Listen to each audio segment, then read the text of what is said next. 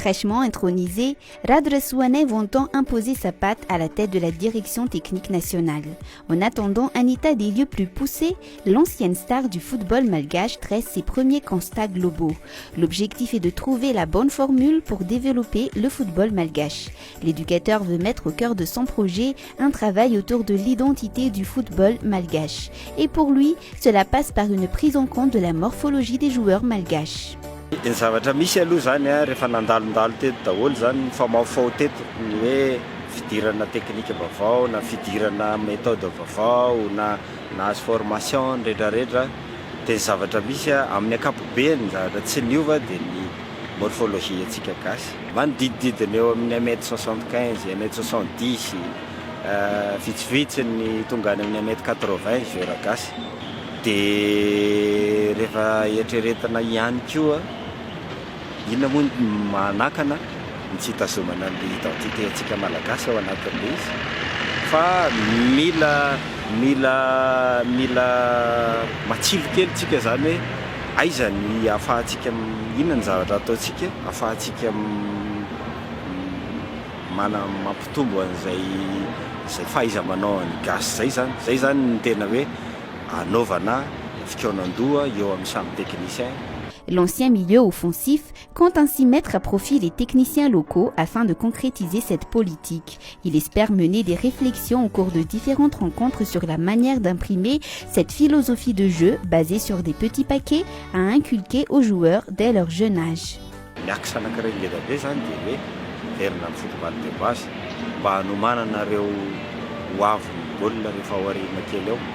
Dia io zavatra io nefa tsy vita vetivety satria kiso zany no ifaneraserana dia dikan'izay tsy maintsy miaraka amin'ny fotoana dia axeny amin'izay zany le zavatra ho atao hoe mise en place na stratégie afahana miatrika izay zavatra. Les chantiers sont vastes et les tâches sont multiples pour le nouveau DTN. À très court terme, Radrasouanev ne peut pas occulter les préparations pour les Baria à l'occasion des 2 premières journées des éliminatoires de la Coupe d'Afrique des Nations 2023 qui vont débuter à la fin du mois de mai.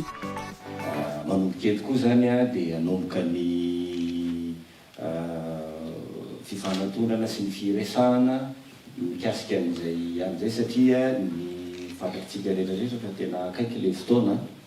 dia hitady ny azo lazaina hoe ny tetikady mahomby ao anatin'izay fotoana zay zany no asa lehibe